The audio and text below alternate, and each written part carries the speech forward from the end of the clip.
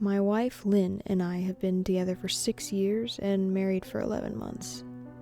Our entire history together has been very normal, and never once have I noticed any weird behaviors or red flags.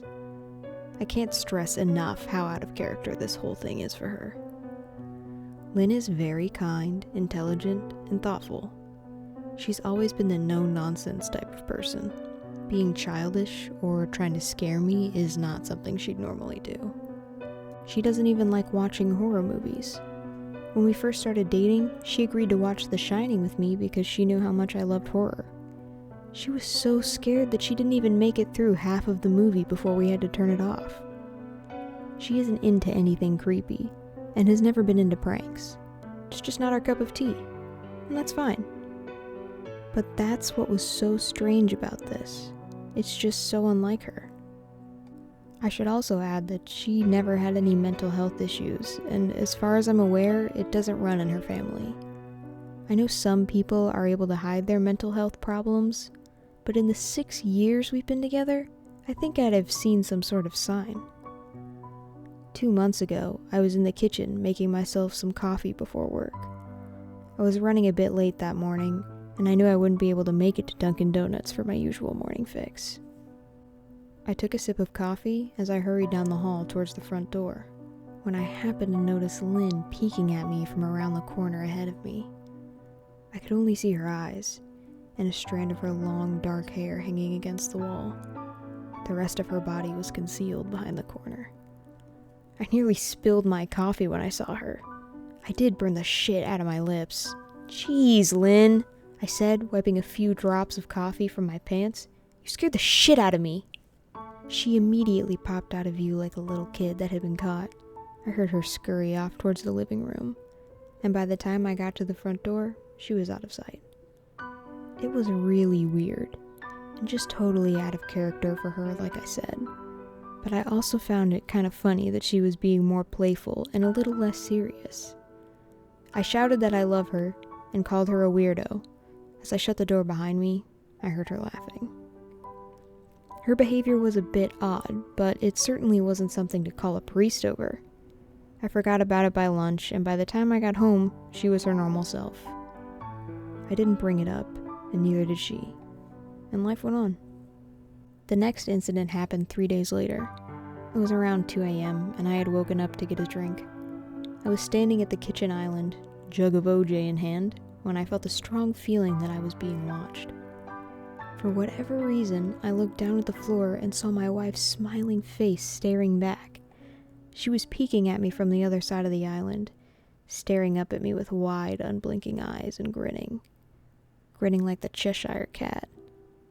I screamed, I'll admit it, not out of irritation, but fear. For some reason, at that moment, I was scared. At the sound of my scream, Lynn scuttled backwards out of my view, her hands and feet smacking the tile floor as she hurried out of the kitchen on all fours. I didn't run after her, or even yell after her. I just stood there frozen in shock, wondering what the fuck had possessed her to do that. It took me a little longer than I'd like to admit to go back upstairs, but I eventually did. When I got to our bedroom, Lynn was lying on her side asleep, or at least pretending to be. I stood there for a while, watching her breathe to be sure she was really asleep. I had the feeling she might jump out at me the moment I got into bed, but she didn't. I climbed into bed and she didn't even move. Her breathing was soft and deep, and I was starting to wonder if I'd dreamt the whole thing.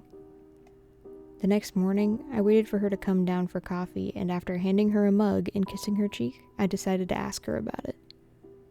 "What was that about last night?" I asked, keeping my tone light so I didn't offend or embarrass her. She frowned over her cup of coffee, shaking her head like she had no clue what I was referring to. "You were peeking at me again, from over there," I said, pointing to the spot on the floor by the kitchen island. She followed my gaze, and when she looked back at me, she burst out laughing. She laughed so hard that I couldn't help but join her. "You creep me the fuck out sometimes, you know that?" I said. She giggled and set her cup on the counter and wrapped her arms around my neck. "You creep me out all the time, so I guess we're even," she teased. We said our goodbyes and left for work. As I drove, I kept thinking about how creepy it had been seeing her grinning at me from behind the island like that. The sounds her hands made on the floor as she crawled away. I told myself she was trying to be silly, just trying to join me in the love of all things horror. It's not like I was afraid of her, but it still didn't sit right with me. I started seeing her peeking at me more and more. Sometimes she'd be peeking out from behind the couch or living room curtains. Once she even managed to get inside her grandmother's old trunk that sits at the foot of our bed. I might not have even known she was there at all had the trunk's old hinges not given her away. She had the lid propped up just enough so that only half of her face peeked through. She'd been grinning like an excited toddler. It was unnerving. I didn't even know what to say to her. All I could do was stare. When I finally found my voice, I asked her why on earth she was doing this. She didn't answer, but she had slowly closed the lid, shutting herself inside the trunk. I just walked away, feeling disturbed. I didn't understand why she was doing it, but it clearly made her happy. I just hoped she would tire of the game quickly. Lynn didn't peek at me for the next 2 weeks. I started to think she was done with her weird prank, and I was relieved. We were watching a show on Netflix one night, and I jokingly said that I hadn't seen her peeking at me lately, and that she must have given up on her spy game. She looked up at me with a small smile and said, "Maybe I've just gotten better at it."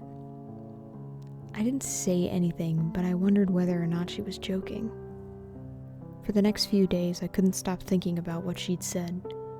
Was she still peeking at me when I wasn't looking, and I just hadn't noticed?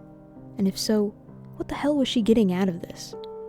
I started to feel paranoid, constantly checking whether she was watching from around the corner or behind a door. I was jumpy whenever I was home and she wasn't in full view of me. I felt stupid and a little crazy. But after a few weeks without another incident, I began to relax. I stopped checking behind the furniture and walls and told myself it was just a bad memory. Then a few days ago, things got so much worse. Lynn left to go to her friend's, and I lounged on the couch and played a couple of games on my laptop. Around 9 p.m., I hopped in the shower, and as I was washing the soap from my hair, I felt that awful feeling that I was being watched. I slowly opened my eyes and almost had a fucking heart attack. Lynn was peeking from behind the shower curtain, her entire head stretched into the shower, leaving just her body outside. Her long dark hair hung against the curtain, the ends dripping with water. Her mouth hung open in a terrible grin, eyes wide and red, as if she hadn't blinked in a while. I screamed and jumped back against the wall. She didn't move, nor did her smile waver. Her makeup ran down her cheeks in 2 black streaks. She looked giddy and completely deranged. I was fucking terrified. We stood like that for a few moments, neither of us saying a word. Finally, after what felt like forever, she slowly pulled her head back out of the shower, and I watched her blurry figure through the curtain as she moved backwards toward the bathroom door. A second later, the bathroom door slammed shut, hard enough to rattle a mirror. I screamed again and jumped out of the shower to lock the door. I stayed inside the bathroom for over an hour. Maybe I overreacted to some of you, but joke or not, I wasn't going to put up with the crazy shit anymore. That's what I kept telling myself as I paced in my bathroom, stopping to listen at the door every few minutes. Suddenly, I heard a muffled sound, and I pressed my ear against the bathroom door, straining to listen. I couldn't hear anything, but I envisioned Lynn standing on the other side of the door, giggling at her joke. I felt a surge of anger. I was beyond pissed at being made to feel scared in my own house, and made to hide in the bathroom for an hour. All for what? Some joke? If it was a joke, it was an awful one. "What the fuck, Lynn?" I snapped. "This shit is getting really fucking annoying." I waited for her to apologize, or to call me a jerk. but instead I heard a faint moan, so quiet I wondered if I heard it at all. And then complete silence. "Lynn?" I called out, not able to even hide the shakiness in my voice. I got no response, just my own heavy breathing. "I swear to God, just fucking stop it," I yelled, pounding my fist on the door. I waited for her to cuss me out, something I would expect from me talking to her like that. I never screamed at her before. But there was nothing, just the occasional drip from the shower head. I won't deny that I was scared, too afraid to open the damn door and face my own wife. I waited another 30 minutes or so, which feels like a fucking lifetime when you're scared. Finally, I decided I wasn't going to spend the night hiding in my bathroom, so I got down on my knees and peered under the door. I almost expected to see her face peeking back at me, but thankfully I didn't. I could see straight down the hallway to the top of the stairs, but no Lynn. I didn't know if I should be happy about that or not. I looked for a few minutes, waiting to see her head pop up over the top step, but it never came. I stood up, my hand hovering over the door and mentally preparing myself to open it. I slowly turned the lock with shaky fingers and was about to yank it open when I heard a sound that still makes me feel nauseous when I think about it. A moan, louder than before. But this time, I was able to tell where it was coming from. I turned my head to the closet door, as if in slow motion, and locked eyes with my wife, who was peeking out at me from the slight gap. Her eyes were still wide as ever, and her mouth was hanging open in the most grotesque gaping smile I'd ever seen. I didn't even scream. I was too scared for even that. Her hands were clasped to her chest, body trembling with sheer delight, as if she could barely contain her excitement. A short, raspy moan bubbled from her throat, deep and raw, sending a shiver through my entire body. Somehow, I found the ability to pull the bathroom door open and ran as fast as I could all the way down the steps, snagging my keys and phone from the table in the living room before running outside to my car. I could hear her shrill laughter behind me, but I didn't hear her getting closer. I didn't bother shutting the front door.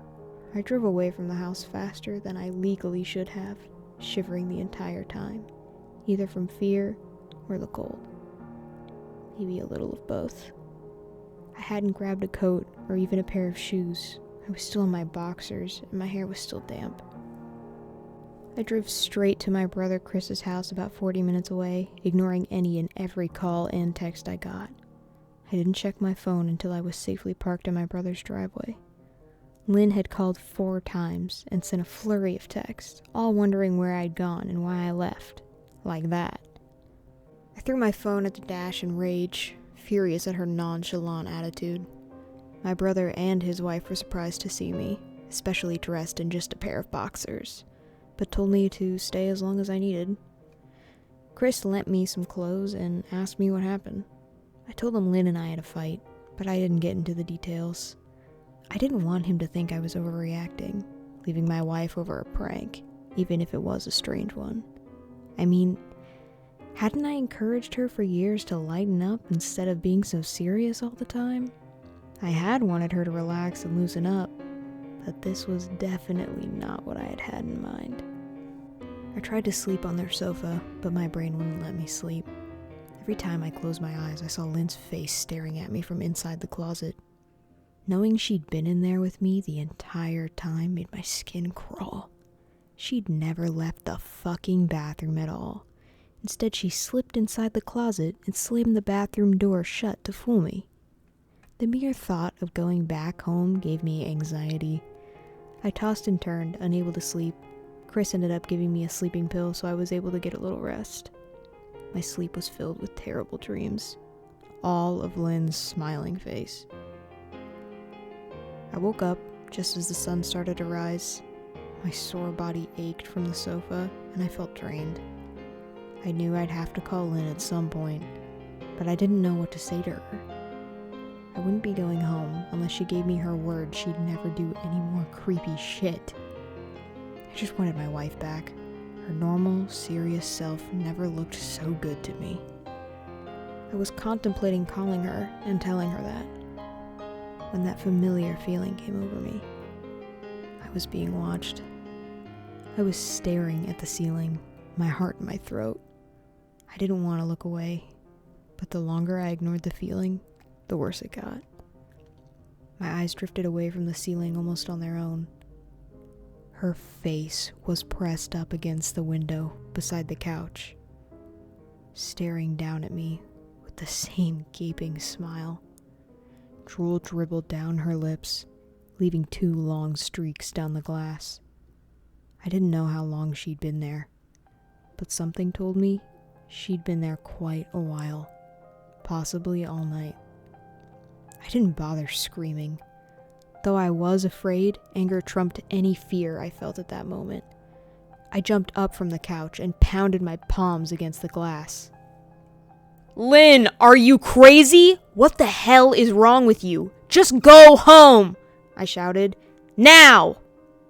She didn't move, and her ghastly expression never changed. If anything, her smile only grew, as if she had never been more elated. I could hear Chris and his wife moving around upstairs, as if Lynn could hear them from her place outside. Her head twitched slightly in their direction. She began to close her mouth slowly. Chris called my name from the upstairs, obviously concerned. I turned to see him and his wife Rebecca hurrying down the steps. When I turned back to the window, Lynn was gone. The only sign she'd been there, at all, was the 2 streaks of drool still dripping down the glass. I tried to explain to Chris and Rebecca about waking up to see Lynn watching me through their window. They were skeptical. Who wouldn't be? Chris and I went outside to the spot in front of the window, but there were no footprints in the dirt, just a slight indent. Animal, probably, Chris guessed, and I didn't argue. He and Rebecca assumed I dreamt the entire episode, but they didn't understand, and I was too tired to explain it to them. I called out of work that day and turned my cell off. I did not want to face Lynn. Just talking to her was too much for me at this point. I really started to believe something was irreversibly wrong with her. That no matter what promises she made, we'd never be the same again. The thought saddened me to my core. I cried most of the morning. By noon, I figured I was ready to confront her, give her one last chance to explain herself. I could at least give her that after 6 years, I told myself. I turned my phone on and saw the dozens of texts she'd sent, all from a seemingly concerned wife. "Can we talk? I love you. Please call me.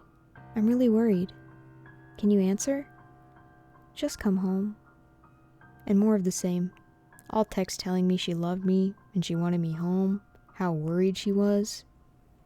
Not a damn one addressing the crazy shit she pulled, like she hadn't been acting like a character from a Stephen King book. Even her texts were different. She normally texted novels just to tell me to pick up a loaf of bread. You'd think she'd have more to say to me after her bizarre shenanigans. I know it probably seems childish to some of you who are miles away from this situation, but if you saw the way Lynn had looked at me, how she scampered away on all fours like some wild animal, grinning at me from outside the closet like a lunatic, then I think you'd find my reaction was warranted. I don't want to pry because it's not my place, but is this fight something that can be mended? Rebecca asked.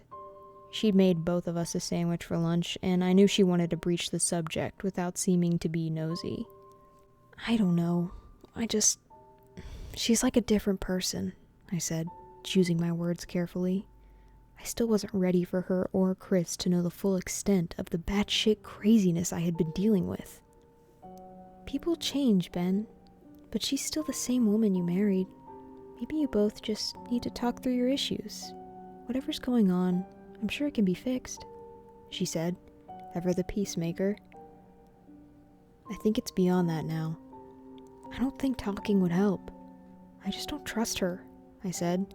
The words stung in my heart.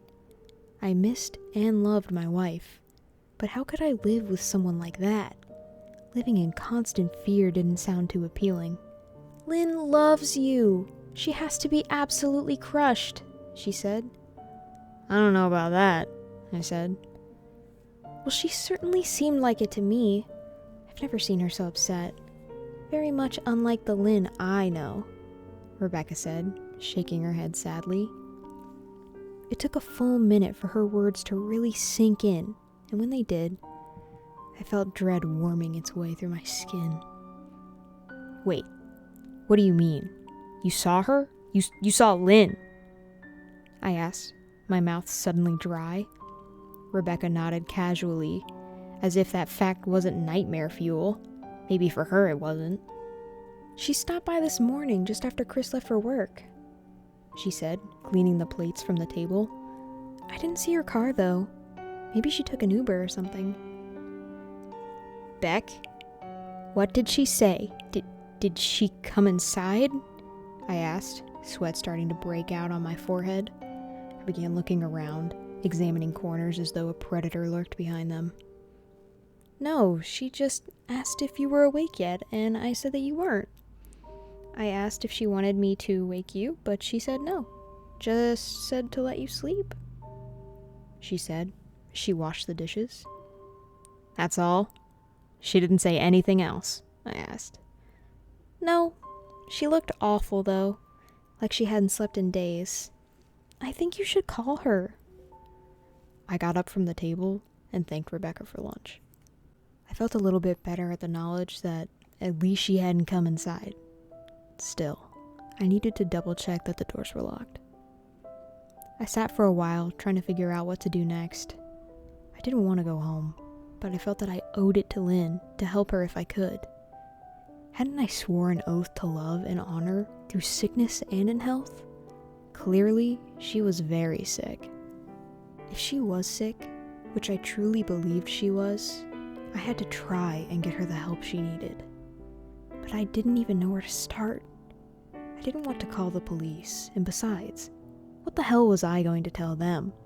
That my wife was peeking at me? That she was being creepy?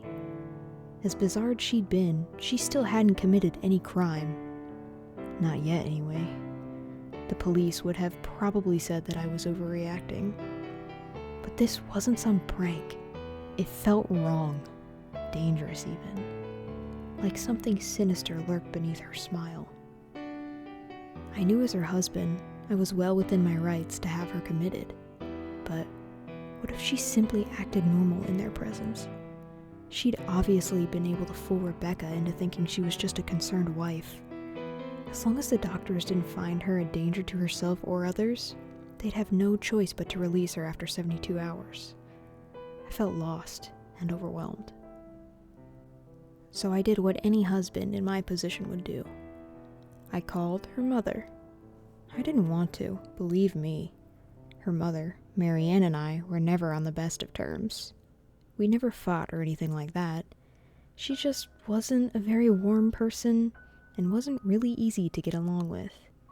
She hardly ever smiled, and when she did, only her lips would move into a thin-lipped smile, leaving her eyes as blank as before.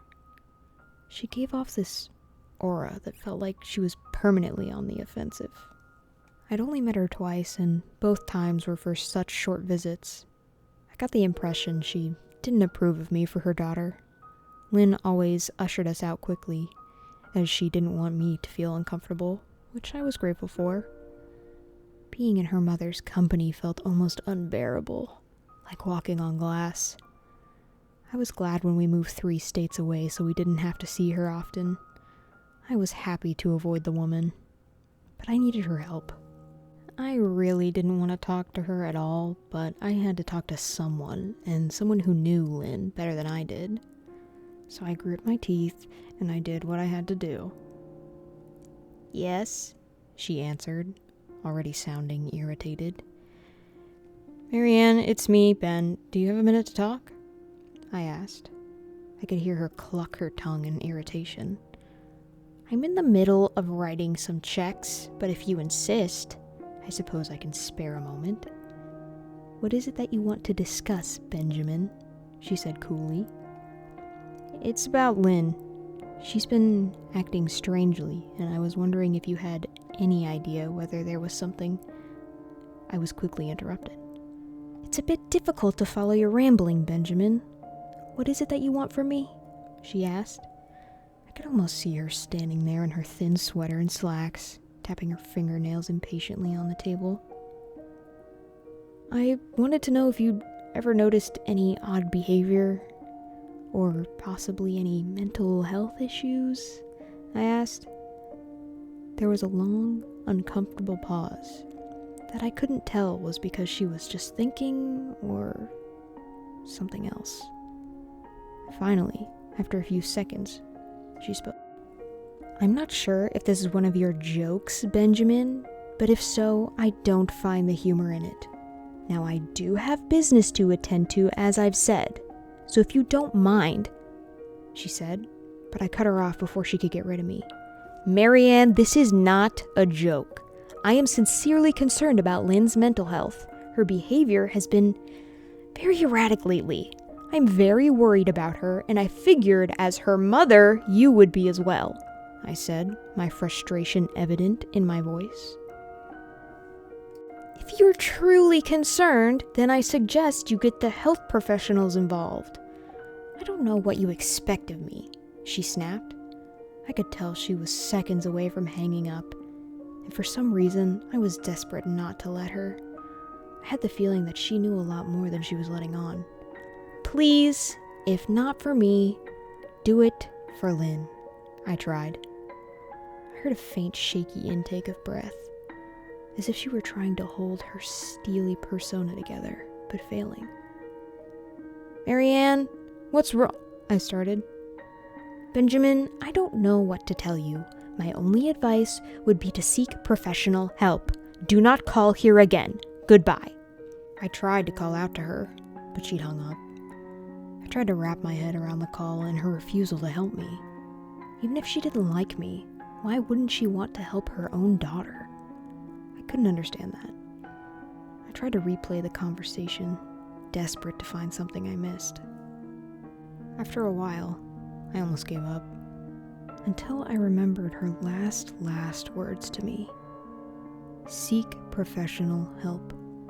She said those words with a bit of urgency. I could have just been grasping at straws, but no.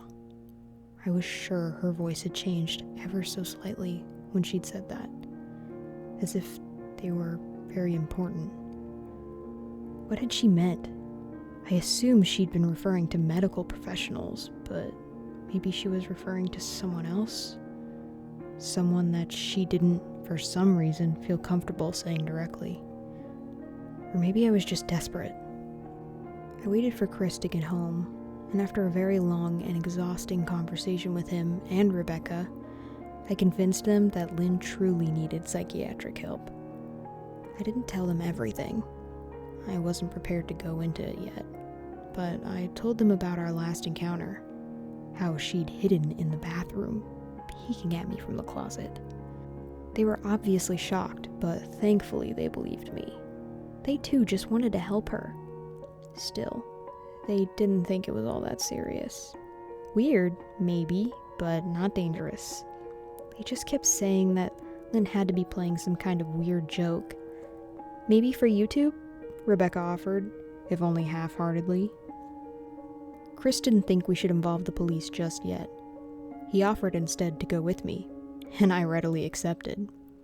He reasoned that calmly talking to her, trying to coax her into going willingly, was the best recourse. I agreed to do it his way. At least I wouldn't be going into that house alone. We drove over this morning, just after breakfast. There was no way I was going at night. When we pulled into the driveway, my stomach began doing somersaults. Her car wasn't there, but I still didn't let my guard down. The front door was ajar, and for a split second I thought we'd see her eyes staring through the gap. I was shaking and starting to sweat. Chris, however, was fine. He waited for me to open the door, his hands in his pockets like he was going on a fucking stroll through the park. I envied his ignorance. I pushed the door open and was immediately hit with a stench of rot. Chris smelled it too, and he walked into the house behind me with his nose scrunched up.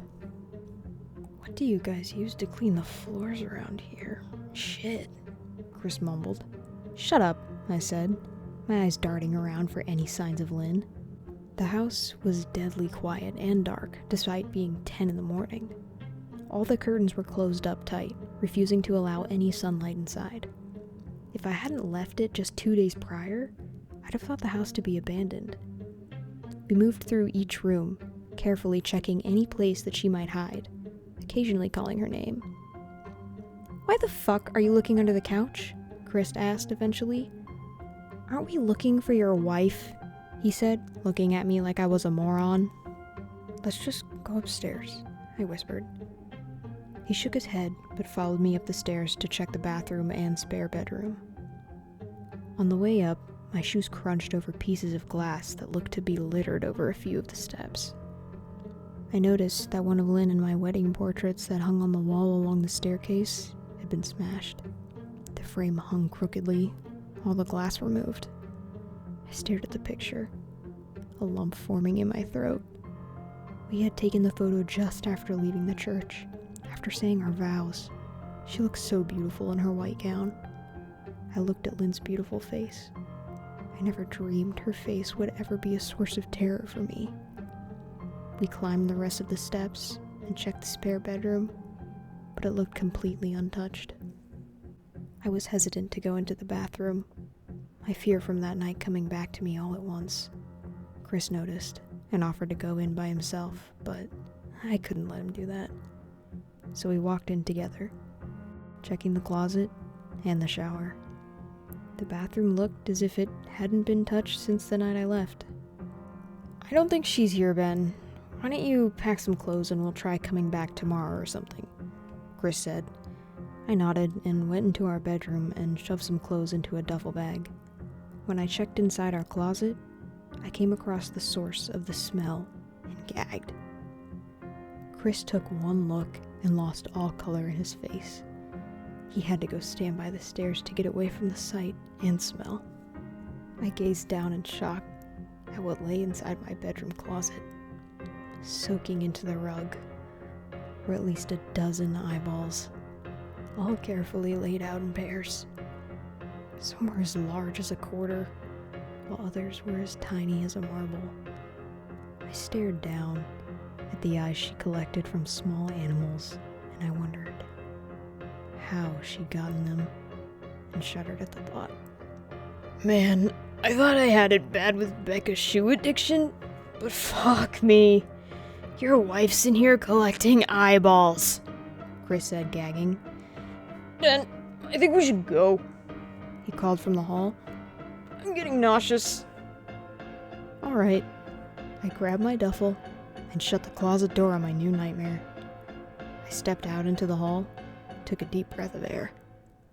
I could taste the rot on my tongue, and I couldn't help but gag. "Who the fuck lines up eyeballs in their closet like that?" Chris mumbled. "I tried to tell you she needed help," I said. "She doesn't need help, Ben. She needs a fucking exorcist," he said. "You coming or what? I can't stand the smell any—" His words died in his throat, and his eyes grew wide with fear. I didn't ask him why. I could feel it. Someone was watching me, and I didn't think it was the eyes in the closet. I turned around, my eyes slowly scanning the bedroom. "Christ," I whispered, as if I finally saw what we missed. Under the bed, curled on her side, watching us with the excitement of a kid on Christmas morning, was my wife. She held her hands together just under her chin, and they were shaking eagerly. Now that she knew she'd been found, I could hear the quiet noises she was making, a sort of hiccuping sound in her throat, as if the excitement was just too much for her. It was unnerving, to say the least. Wide eyes, and that same huge smile. Everything in me told me to run, but I forced it away. This was my wife. No matter how twisted, she was still the woman I married. I had to help her. "Lynn?" I said softly. She didn't respond, but her head bobbed back and forth in 2 quick little movements as if she were nodding. "Baby, I just want to help, okay? Can you let me do that?" I asked. I had taken a single step forward, approaching her like some kind of dangerous animal. "I love you, Lynn," I said softly, taking another step closer. She let a tiny moan escape her wide open mouth, and I had to resist the urge to run. Her shoulders were starting to quiver, and her eyes grew as large as saucers. I crouched down so I could see her better, and I immediately saw the blood. Her hands were covered in it. They trembled more the closer I got, as if she was barely able to contain herself. "Lynn, are you hurt? You're bleeding," I said. She bobbed her head again, her bloody fingers moving up and down as if playing an invisible piano. They occasionally grazed her chin, leaving smears of blood on her skin. I wanted to recoil in disgust. The smell that was coming off her was revolting. I could feel the vomit trying to climb up my throat. Her lips were dry and stretched thin, blood seeping between the cracks. I knew she wouldn't come out on her own, but I didn't want to leave her in the state she was in. I scooted closer, reached out to her. The excited hiccuping sounds got louder, and her hand shook, fingers flexing. It was then that I could see the blood oozing from in between her fingers. "Oh my God, Lynn, you're bleeding," I said instinctively. I reached out to take her hand, but before I could even touch her, her hand sprang out towards me. A sharp pain shot through my arm, and I fell back on my ass. My arm burned, and I could see the blood dripping down onto the carpet. I looked back at her in shock and saw her grinning madly, her fingers clutching a shard of glass. "Are you all right in there?" Chris asked me from behind. I turned my head slightly and nodded to him, cradling my arm to my chest. When I turned back to face Lynn, I saw that her focus had shifted. She wasn't looking at me anymore, and she wasn't smiling anymore either. She was staring past me, her eyes glaring at Chris the way a hungry lion might stare at an antelope. Her mouth was still hanging open, but it was twisted into a snarl. I got to my feet and began walking backwards down the hall, afraid to take my eyes off her. "Are you bleeding?" Chris asked. The moment the words left his mouth, then started scooting faster out from under the bed, the glass shard still in her fist. "Chris, run! Go!" I yelled. He had been too afraid to move because a second later I felt my back bump into him. He was still standing at the top of the stairs, staring at the horror that was my wife. Lynn had crawled completely out from under the bed and stood in the bedroom doorway, her face twisted in rage. Her whole body was visibly tense. Blood ran down her fingers and onto the floor. "Jesus, Lynn," Chris said. You, playing hide and seek?" I reached back and pushed him towards the steps. "Move your ass, Chris," I said quietly, but firmly as I could. Lynn bobbed her head in fast, sharp motions and began to grin, stretching her mouth open, wider and wider, so that her chin seemed to touch her chest. I heard Chris mutter a prayer, and then he was running down the stairs. I stood at the top of the steps, stuck between the love for a woman who clearly needed serious help and self-preservation. "I only want to help," I said, choking back tears. Her eyes focused on me once again as she slowly lifted the glass, holding it out in front of her. And then she started sprinting towards me, grinning with utter excitement. Thankfully, my body took over and I flew down the stairs, skipping 2 or 3 at a time. I made it to the front door before I felt her leap onto my back, wrapping her arms around my neck, her open mouth next to my ear so that I could hear those terrible hiccuping sounds up close. I shook her off me, knocking her to the floor. I felt a searing pain in my back as she went, but I tore open the front door and bolted to my car. Chris was standing in the front yard, talking on the phone with the police. I didn't say a word. I just ran to my car and jumped in. Chris took the hint and followed me, still on the line with 911. I watched the rearview mirror, sure I'd see her there, running after us. But I never did. I went straight to the ER and got 11 stitches in my arm and 3 on my back. The police asked a lot of questions and went back to the house to do a search, but of course, Lynn wasn't there. They advised me to stay with a friend or relative for a while and to file a restraining order as soon as I could. But none of those things would matter. Somehow I just knew. I dropped Chris off at home and went to a motel an hour away. I wanted to put as much distance between me and Lynn as I could. This is where I've been for the last 4 hours. I thought maybe the police would find her. Maybe they'd get her the help she desperately needs. But now, I don't think so. Because 40 minutes ago, I got a text from an unknown number. Just 3 words. I found you. And a picture attached. The picture was dark and grainy, but I instantly knew what it was. There was no mistaking my wife's eye. I started typing this out immediately after. I don't know what to do. I'm alone, scared, and I can't help but feel that I'm being watched.